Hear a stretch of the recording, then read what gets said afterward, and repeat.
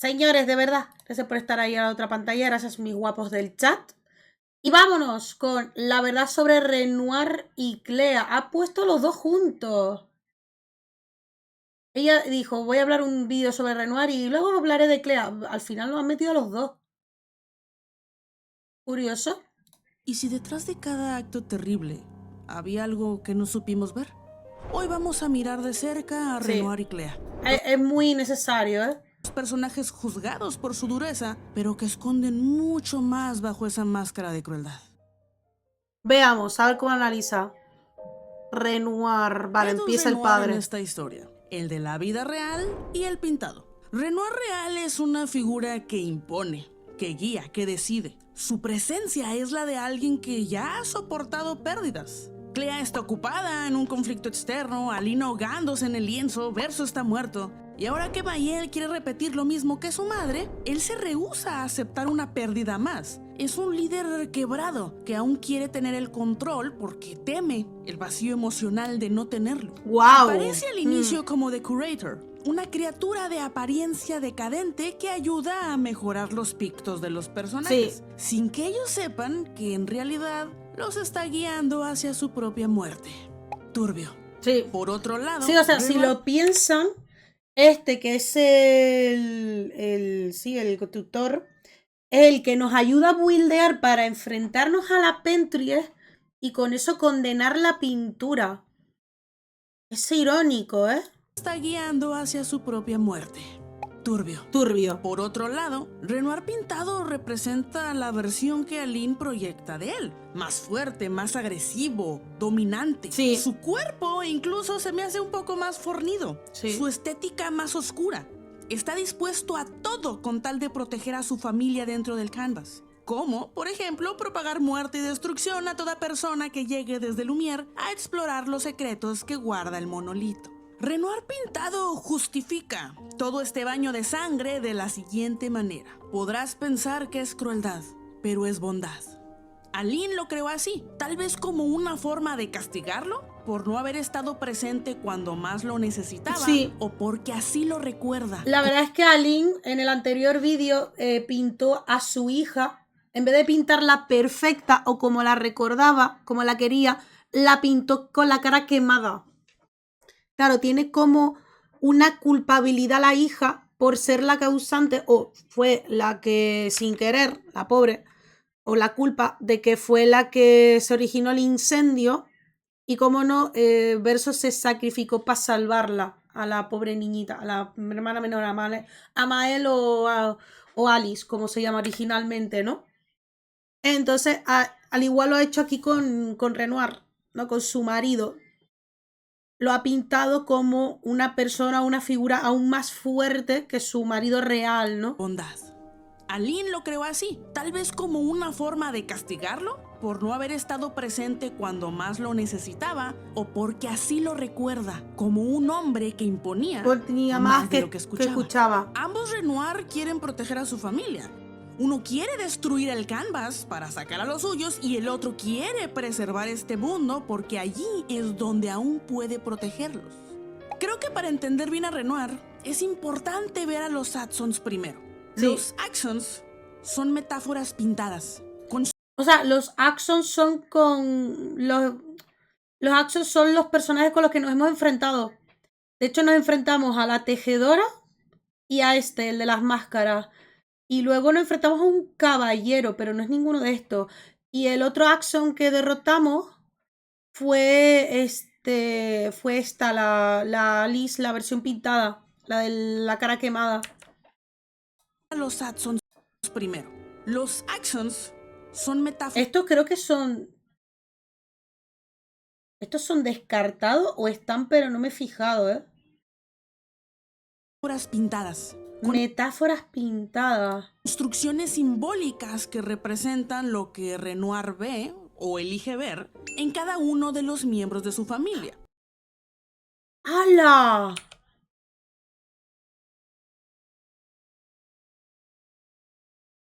¡Hala, hostia, claro! Hostia, no lo había pillado.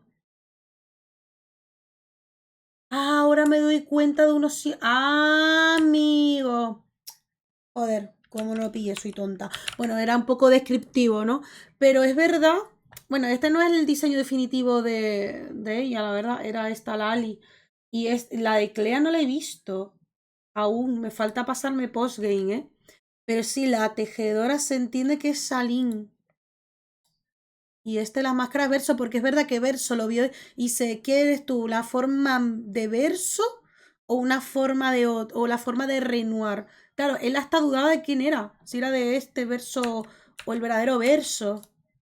Lo que Renoir ve o elige ver en cada uno de los miembros de su familia. A través del arte, Renoir canaliza su amor, pero también las cosas que cree que sus hijos deben cambiar. El arte no solo Sí. sirve como medio de expresión, sino también como una forma de... Yo creo que esto al final no está, ¿eh? Yo creo que esto es un arte conceptual que querían poner y al final no lo pusieron, o si está.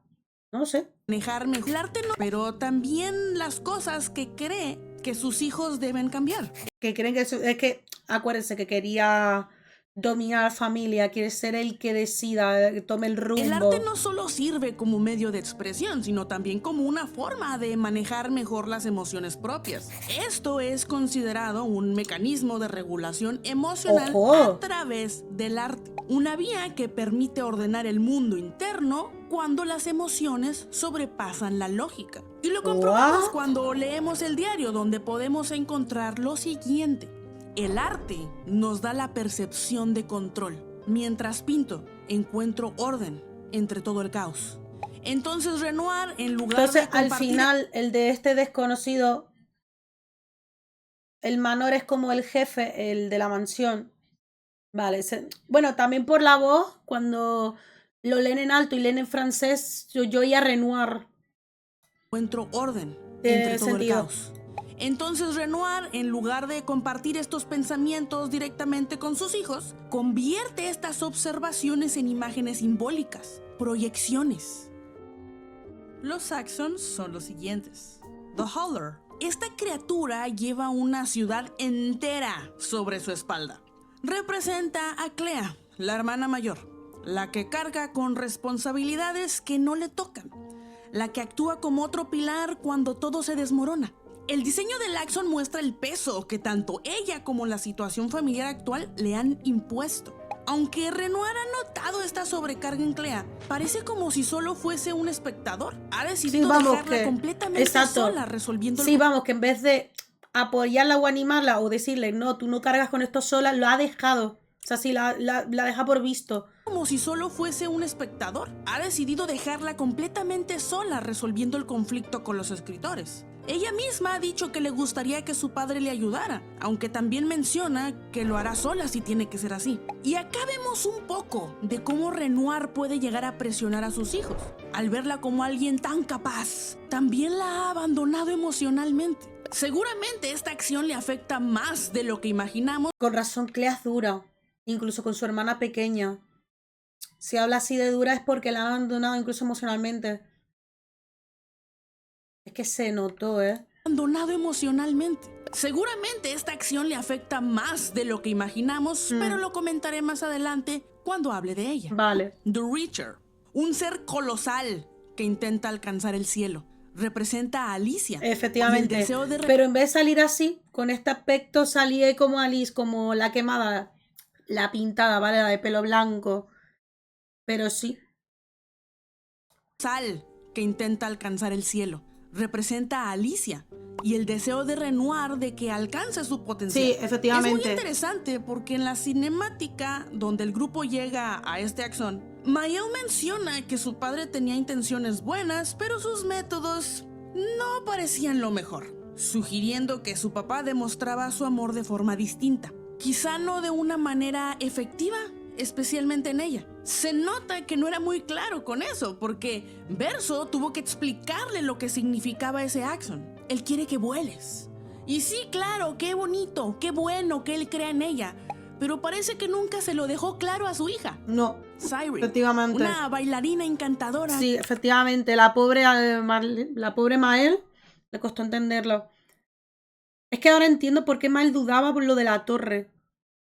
Y aunque sabía el mensaje, ella no lo comprendía. Que nunca se lo dejó claro a su hija. Nunca se lo dejó claro, vale. Siren, una bailarina encantadora que hipnotiza a quien sea con su danza. Siren para mí representa lo mucho que Renoir ama a Aline y lo mucho que le gusta. Todo lo que ella le transmite y que haría cualquier cosa por ella, hasta destruir a lo que tanto se aferra. Total. Visage, una figura enmascarada que... Total. Por eso a Siren, de hecho, no sé si os habéis dado cuenta, si habéis estado en los directos conmigo, de hecho en Siren, a pesar de ser belleza, es preciosa, más que teje y crea la belleza en el mundo, o sea, literal, es como el gran enamoramiento de Renoir. No sé si os habéis dado cuenta, pero Siren era la única Axon que estaba en la batalla final con él. Y yo decía, ¿por qué está Siren? Pero ahora lo entiendo, es la representación de su esposa. Mi comprender ahora. Bailarina encantadora que hipnotiza a quien sea con su danza. Siren para mí representa lo mucho que Renoir ama a Aline y lo mucho que le gusta. Todo lo que ella le transmite y que haría cualquier cosa por ella, hasta destruir a lo que tanto se aferra.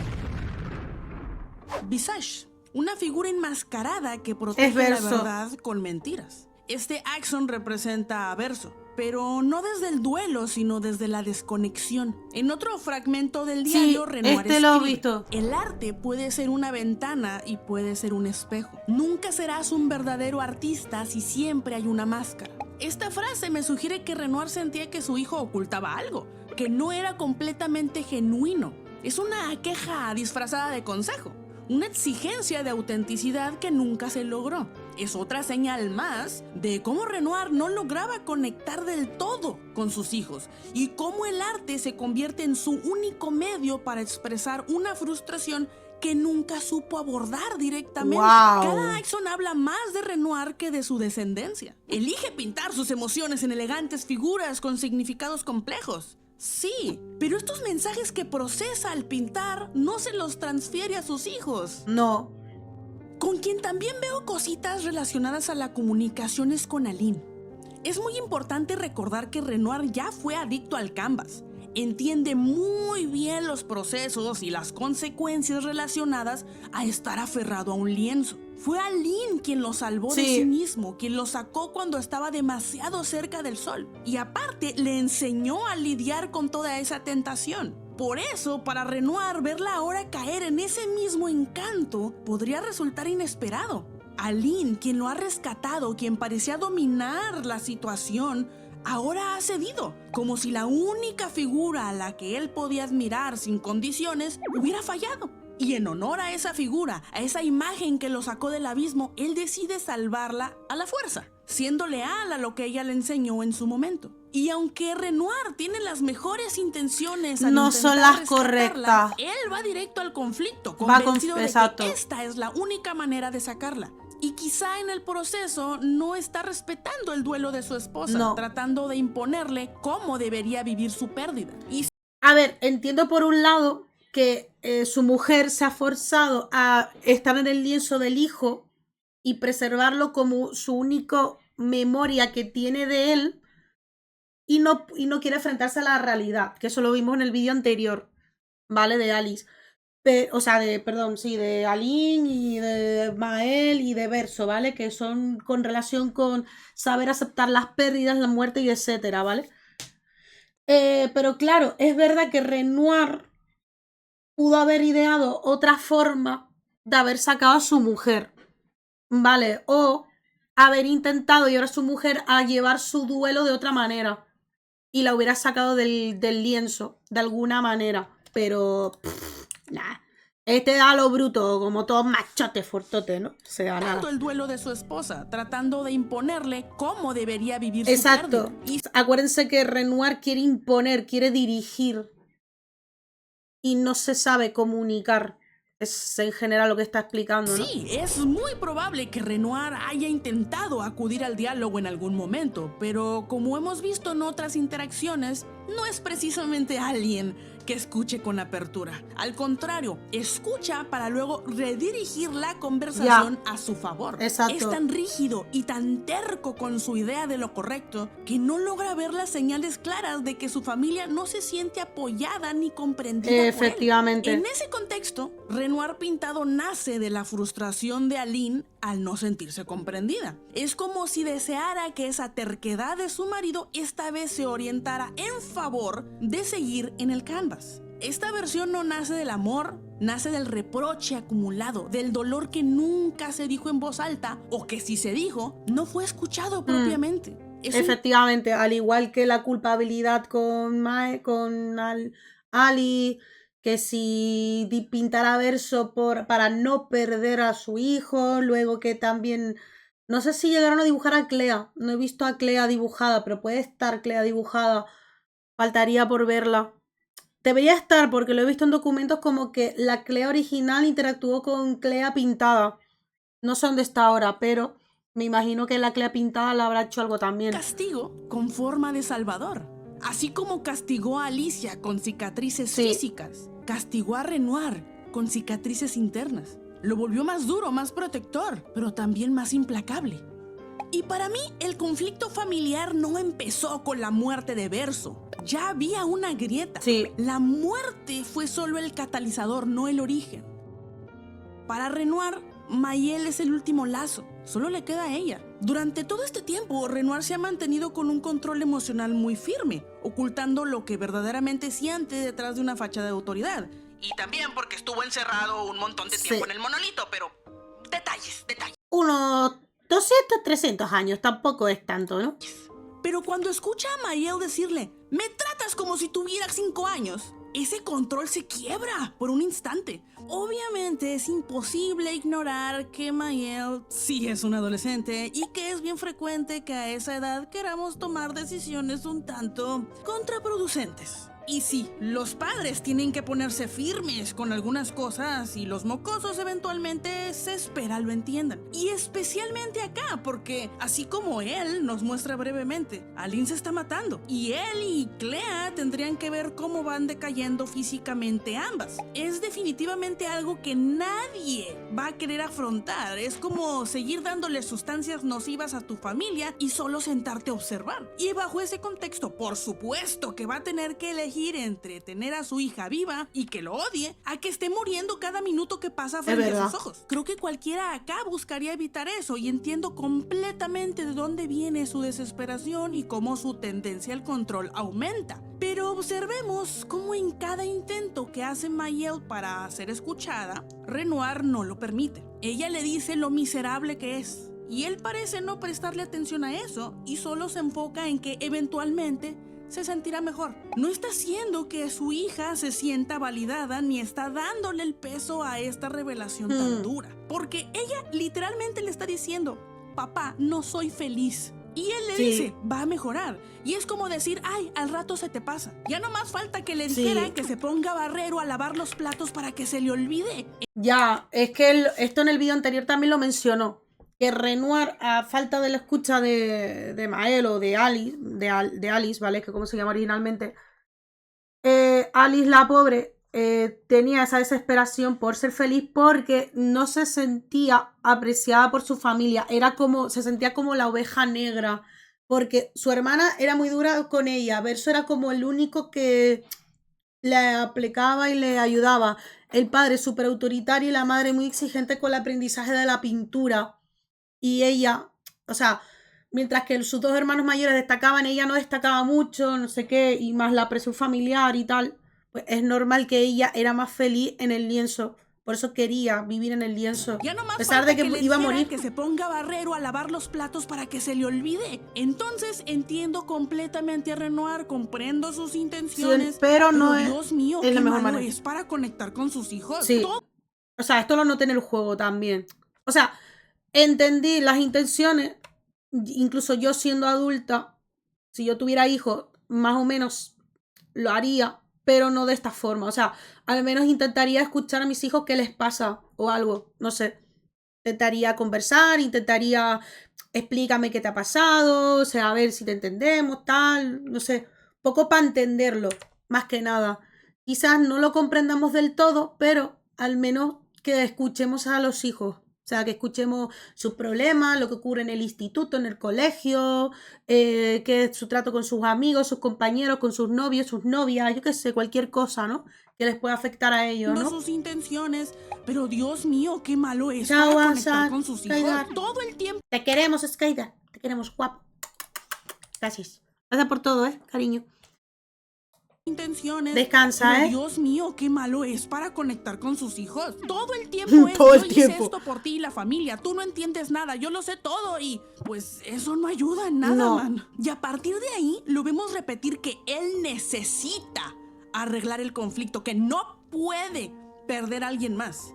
Deja de hablar del bien común, del nosotros, y empieza a hablar desde el yo. En momentos desesperados es posible que salga lo que realmente pensamos, lo que realmente sentimos, y eso no necesariamente es algo malo. A veces es necesario para uno mismo reconocer en dónde está parado. El problema es que en su desesperación, Renoir no ve que en lugar de acercarse a Mayel, la está empujando más lejos.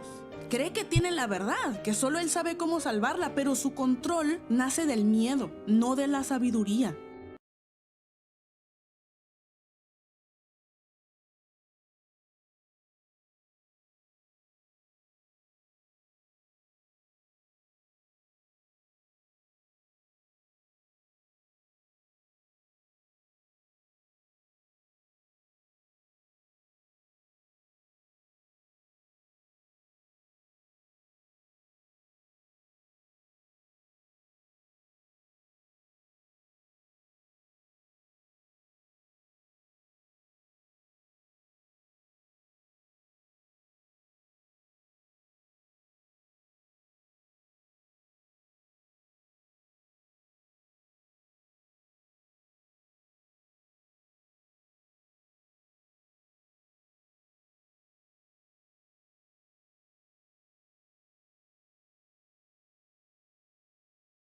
Perdón, mamá Pin entró y me pegó un susto que no vea. Perdón. Malo. A veces es necesario para uno mismo reconocer en dónde está parado. El problema es que en su desesperación, Renoir no ve que en lugar de acercarse a Mayel, la está empujando más lejos.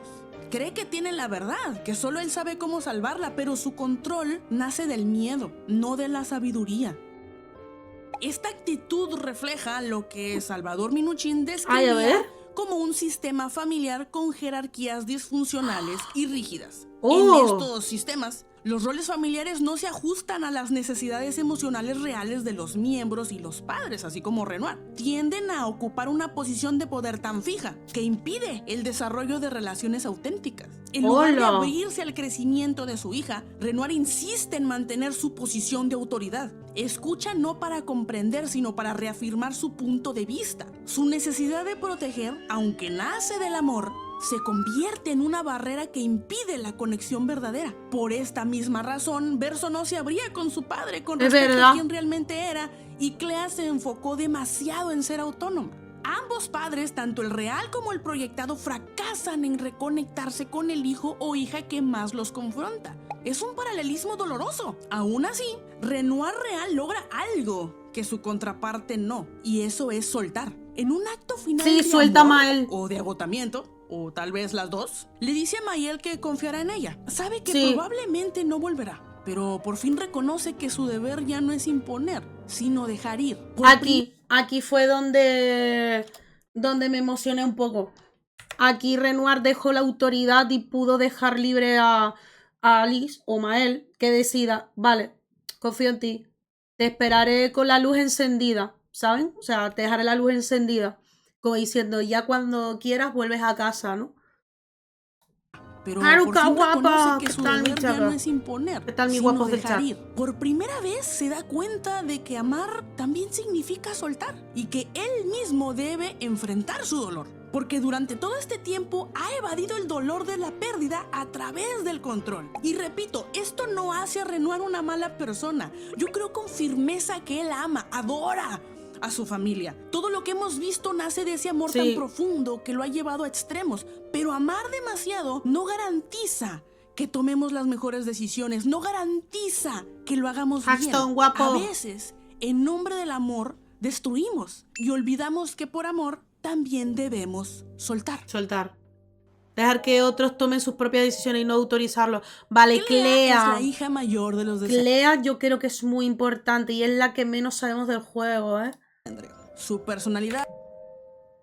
Clea es la hija mayor de los descendrios. Su personalidad es dura, tajante. Sí. Dice lo que piensa sin muchos filtros y muchas veces, la mayoría, lastima. Pero sus palabras no son huecas. Vienen desde el enojo, desde el cansancio, desde una rabia profunda por sentirse desplazada y olvidada por la misma familia a la que sigue intentando sostener.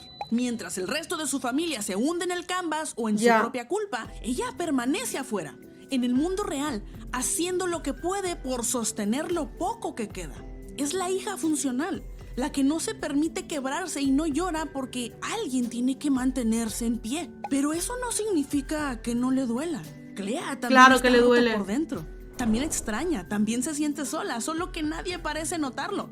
Es como si dieran por hecho muchas cosas, como si no necesitara nada. Esto es lo que nos explica al principio, ¿vale? Que Renoir le ha dado tanta carga, o sea, ha recibido tanta carga que ni siquiera Renoir la consuela y dice, no te preocupes que nosotros todos cargamos. No, le ha dado todo a ella. Clea tiene una relación interesante con todos los miembros de su familia. Primeramente, antes de que Alicia entrara al cuadro, Clea menciona que sus padres ya se han ausentado por tiempos más largos en otros lienzos. Esta no es la primera vez. Joder, y es esto verdad. nos dice muchísimo, porque eso quiere decir que desde más jovencita a ella y quizás a Verso les tocó lidiar con asuntos en la vida real o hicieron cosas sin supervisión mientras sus padres no estaban. No podemos saber la edad que tenía cuando esto empezó a pasar, pero podría darnos una idea de cómo poco a poco Clea fue empezando a hacerse más autosuficiente y quizá en una de esas pudo ser un poco pronto. Especialmente si ellos tenían una participación pesada en su mundo. Entonces, dado todo el contexto que acabamos de ver, diría que Clea es un ejemplo de una posible parentificación emocional. La parentificación emocional ocurre cuando un hijo asume funciones psicológicas y afectivas que deberían corresponder a los padres. Vamos, un ejemplo, cuando sobre todo convertirse como en figuras maternas o paternas para algún hermano pequeño, ¿vale? O algún miembro de la familia más pequeña. Ejemplos como Lilo y Stitch, por ejemplo, la propia hermana de Lilo toma esto, toma la responsabilidad, asume funciones psicológicas afectivas para tener ese rol de madre para cuidar a Lilo. Yo sé que es la hermana mayor, pero al ser la responsable debe de asumir esas cargas. No es similar porque en esta situación es más bien lidiar una pérdida o la ausencia más bien de los padres, pero siempre es como que uno de los hijos mayores es el que debe de cargar con la responsabilidad de los padres. Parentificación emocional. La parentificación emocional ocurre cuando un hijo asume funciones psicológicas y afectivas que deberían corresponder a los padres. En lugar de recibir contención y guía, el hijo o hija termina siendo quien brinda apoyo, mediación o incluso consuelo a los adultos. Es una forma de invertir los roles, donde se sacrifica una etapa de vida para sostener la estructura emocional de la familia. No tenemos claro qué edad tenían en ese momento, pero el hecho de que esta ausencia fuera frecuente sugiere que Clea tuvo que madurar antes de tiempo. Efectivamente. Este tipo de parentificación puede dejar profundas huellas. Dificultad para reconocer las propias necesidades, exceso de responsabilidad y una tendencia a cuidar de todos menos de sí misma. Clea no es simplemente fuerte, es que fue moldeada para resistir. Pero esa fortaleza también es una carga que nadie le ayudó a sostener. Ahora hablemos un poco de cómo se relaciona con su madre, porque se expresa de ella como alguien débil, que decidió rendirse, ahogarse en su propio dolor. Clea no justifica la actitud. Más bien, de hecho, hasta comentó que la propia madre es la líder de los pintores y aún así se está mosqueada porque se doblegó a la tristeza y se volvió débil. Digamos, y diciendo que la propia líder no ha caído, sino que la propia líder ha caído en la tristeza profunda y no ha sabido liderar a los suyos. No ha sabido liderar o no ha sabido sostenerse intentar sostenerse en la situación en la que están y seguir pues dirigiendo al grupo de pintores, básicamente. Que decidió rendirse, ahogarse en su propio dolor. Clea no justifica la actitud de su madre bajo la excusa del duelo, porque en sus palabras, todos estamos en duelo. Pero al decir esto, Efectiva. también impone cómo debe vivirse una pérdida, lo que evidencia una visión rígida y poco empática frente a un proceso tan personal. Sin embargo, ¿Qué tal? ¿Cómo va todo viendo tus vídeos que me has cagado en Discord? rígida y poco empática frente a un proceso tan personal. Sin embargo, esta forma de ver la vida viene de la misma Aline y lo comprobamos cuando Clea dice lo siguiente: no tengo tiempo de darle apapachos, y antes que Verso muriera, ella habría dicho lo mismo. Con esto, Clea revela que Aline pudo haber sido inflexible también y quizá emocionalmente distante. Por eso, lo que más le impacta no es solo que haya tirado todas sus responsabilidades, sino que ya no se comporta como la figura que le enseñó a ser así en primer lugar. Que la figura de ser líder, figura de ser fuerte e imponer ante las situaciones, que es lo que estaba implicando antes, ¿no? Que para ella su figura ha caído. Que es su madre. La decepción no nace únicamente del juicio moral, sino de una expectativa rota. Y con Renoir también es curioso. Justo en la misión donde vamos a buscar al Axon de Alicia, Mayel le comenta al equipo que Clea es tan perfecta, tan talentosa, eficiente, la favorita de papá. Y podemos notarlo un poco porque se ve que Clea, a quien realmente quiere ver de vuelta, es a su padre, para poder recibir ayuda en esta guerra contra los escritores. Y debe ser un tanto frustrante, que aunque seas la mano derecha de tu padre, todas las responsabilidades te las cargue a ti y de una u otra forma quedes a un lado justo por ser la más capaz. Renoir hizo al Axon de Howler para representar a Clea, haciendo esta observación de que carga el mundo sobre sus hombros. Pero lo que más me llama a mí la atención es que él señala esto, pero en vez de buscar la manera de quitarle un poco, lo deja existir. Y a ver, es una situación en extremo complicada, pero si ya dije anteriormente que ellos ya se han ido varias veces, pues bueno, creo que claramente él y Aline han permitido e incluso motivado esta necesidad de ella de resolver todo, de cargar a la familia en sus hombros. Y esto nos lleva a Alicia. El trato que Clea tiene con ella es considerablemente más cruel. A diferencia del descuido emocional que recibió Clea, Alicia, a quien Verso dice que ella es la verdadera favorita de papá, un cierto ablandamiento, tal vez, por parte de Renoir, que desde la perspectiva de Clea representa una incongruencia. Y eso no solo le molesta, le duele. De ahí que la trate con más dureza. Claro, porque digamos que para Clea, claro, Mael o Alice es su favorita, porque es como la niña más pequeña de la casa. O sea, siempre en una familia grande, cuando hay hermanos, el mayor suele ser el que lleva la mayor carga, pero no a estos extremos emocionales como estamos viviendo aquí en el juego.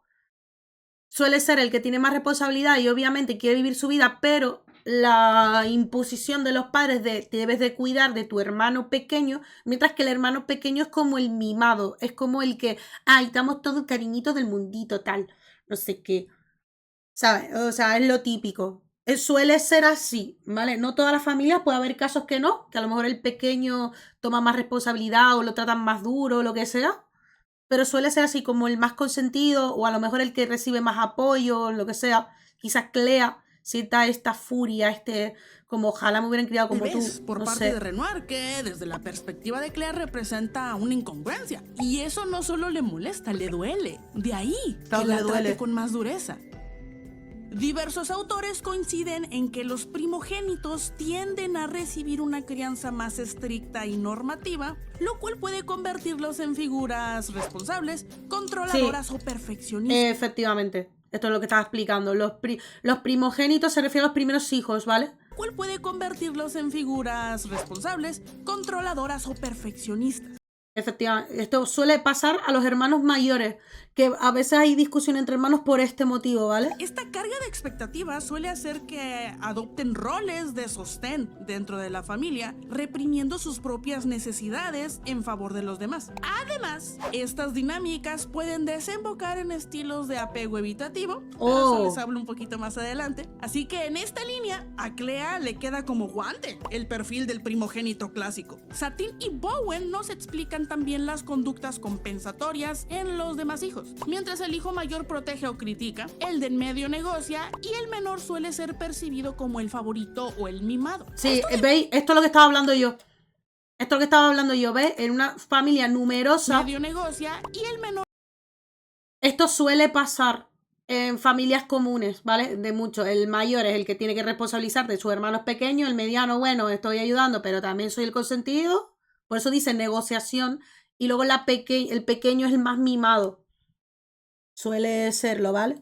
Suele ser percibido como el favorito o el mimado. Esto de mimado no es muy explícito con Mayel porque claramente hay una desconexión importante entre todos con sus padres, pero podemos ver que hay más flexibilidad cuando Mayel menciona que papá tiene una debilidad por mí, lo convenceré. Y antes de que me salgan con ay, no es cierto, en mi casa yo soy el de en medio y a mí me tratan sí, peor. ¿veis? Bueno, ¿Veis? Que esto es lo que estaba yo comentando antes. No todo suele ocurrir. Vale, a lo mejor hay un menor que haya pasado por más dureza, un mayor que lo han mimado más, o sea, no es a todo, pero es como lo general, como decir, yo qué sé, los hombres son más fuertes y las mujeres son más sensibles, algo así, ¿sabes? Como más generalizar, más como decir, ay, es que las mujeres somos como más coquetas y los hombres son como más fuertotes, no, ¿sabes? Algo así. Y no todos, ¿vale?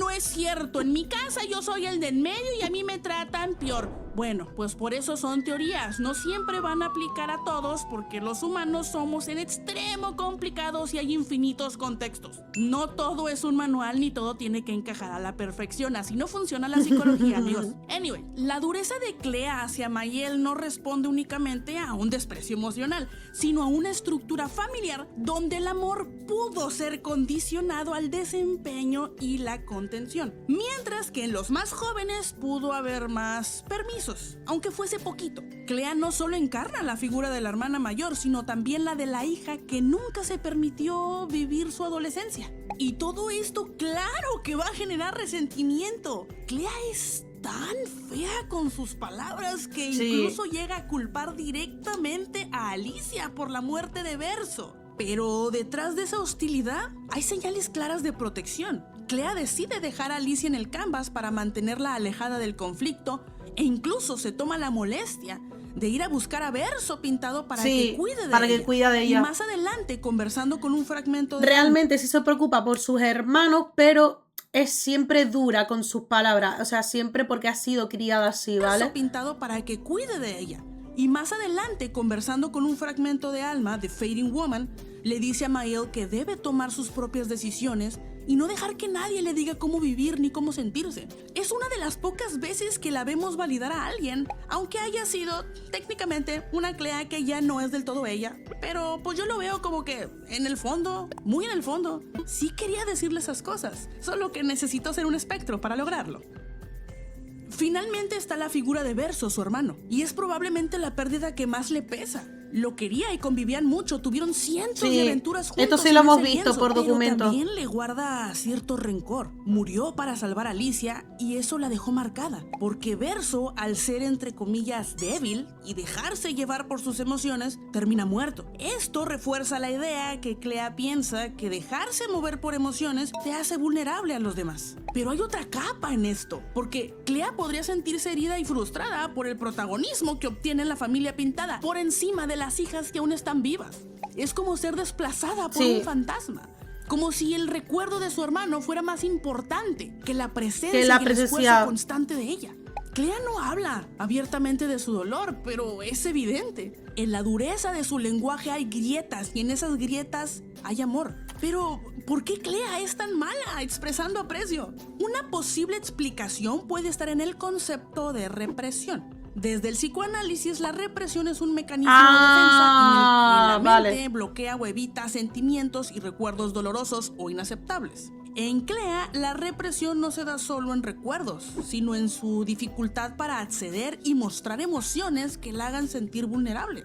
Prefiere racionalizarlo todo, mantener el control, evitar derrumbarse. La racionalización es otro mecanismo de defensa en el que una persona da explicaciones lógicas o aceptables para justificar sentimientos o comportamientos que en realidad provienen de emociones más profundas o dolorosas. En lugar de admitir lo que realmente siente, Clea transforma ese malestar en argumentos funcionales o prácticos. Por ejemplo, se convence de que no tiene tiempo para la vulnerabilidad porque hay cosas más urgentes que hacer. Esto no solo protege su imagen frente a los demás, sino que le permite evitar el contacto directo con su dolor. Además, sus relaciones interpersonales están marcadas por un claro patrón de apego evitativo. El apego evitativo se desarrolla cuando los cuidadores primarios son emocionalmente inaccesibles o inconsistentes. En este los caso, niños aprenden que mostrar en este caso, el hermano mayor, ¿vale?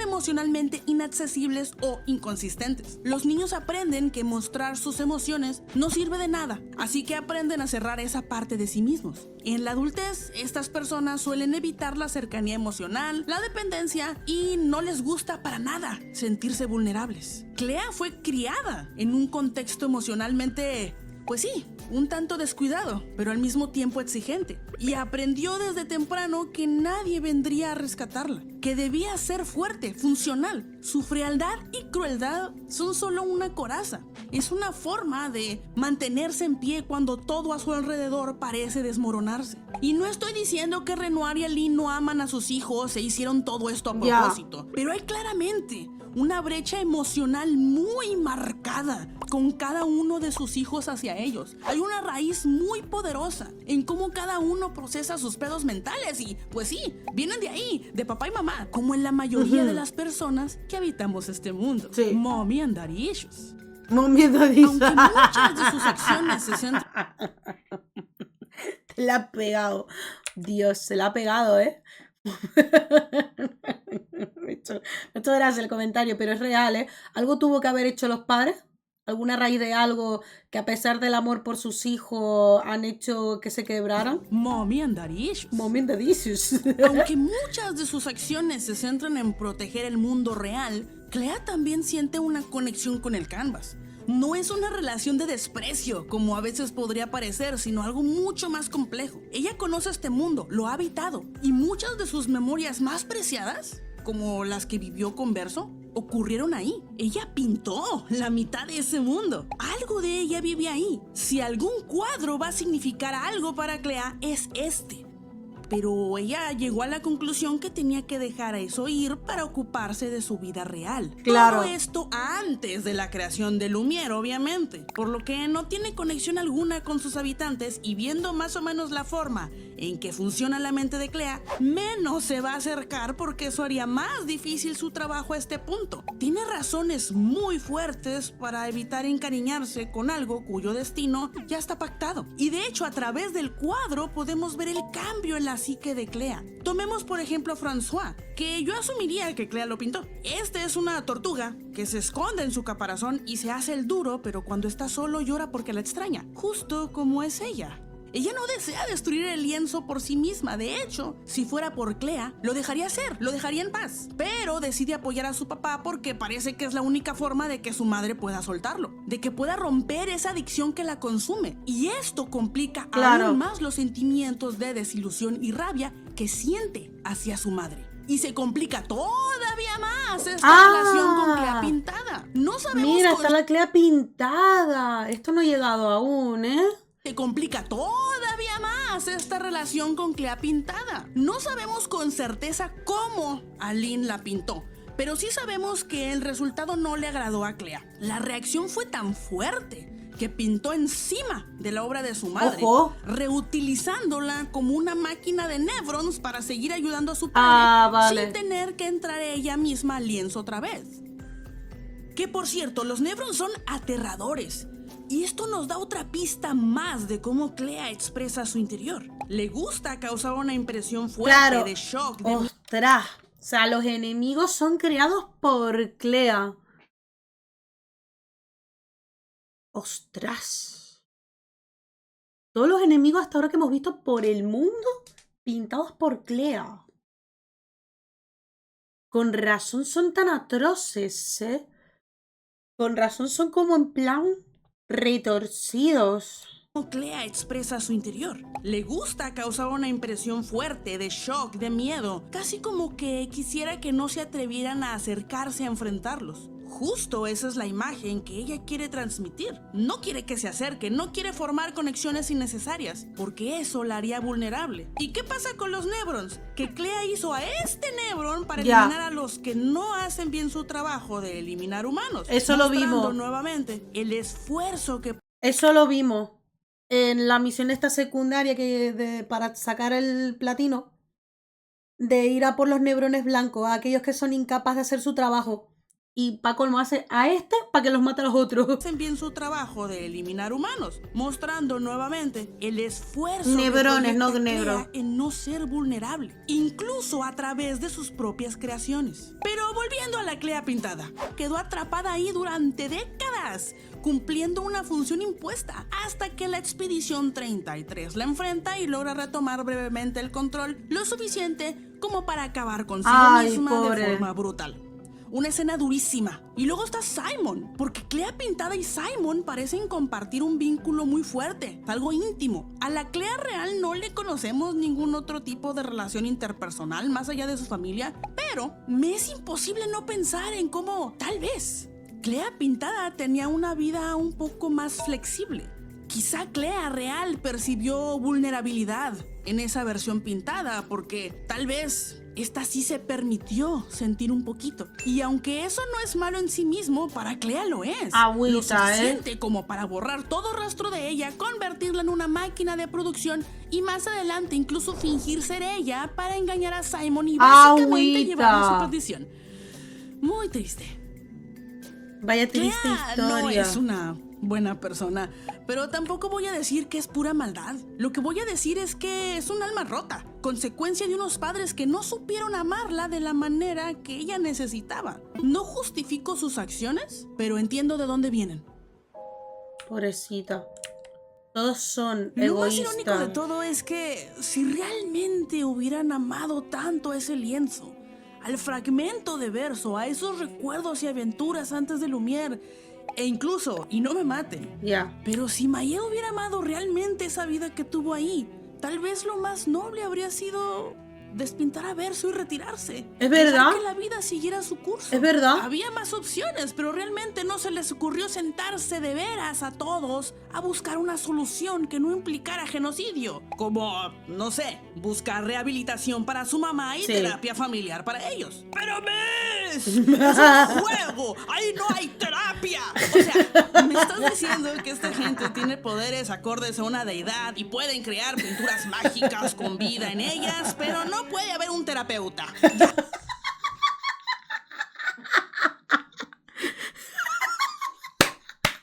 Se la ha pegado, pero es real, ¿eh? O sea, ¿os acordáis que un canvas, el lienzo, claro, o sea, toda la familia es capaz de crear mundos dentro de los lienzos y todo lo que hemos vivido ha sido solo uno de los lienzos que ha pintado. Claro. Tanto que dicen que se creen dioses pintando lienzos y universos dentro de los lienzos, ¿por qué no para un terapeuta? ¿Por qué no existe uno?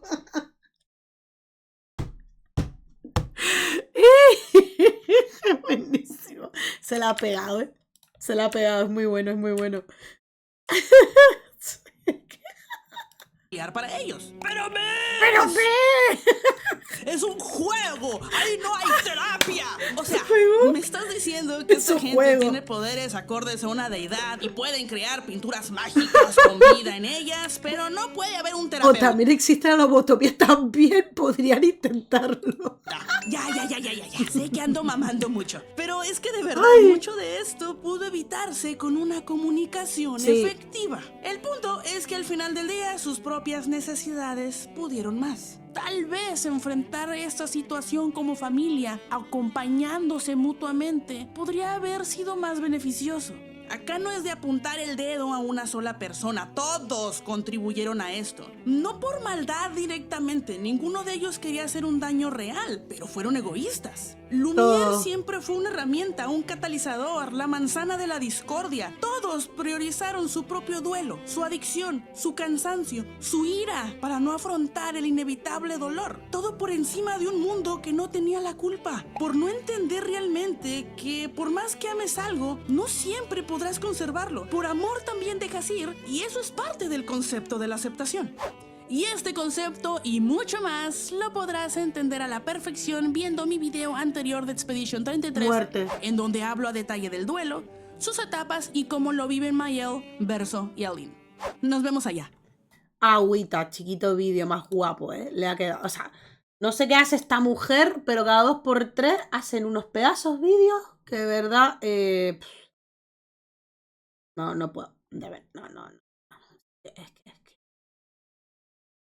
Es que de verdad. Dios, y tengo un sueño, ahora me estoy matando. Yo, ahora que se acabó el vídeo, que está interesante, empiezo a bostezar,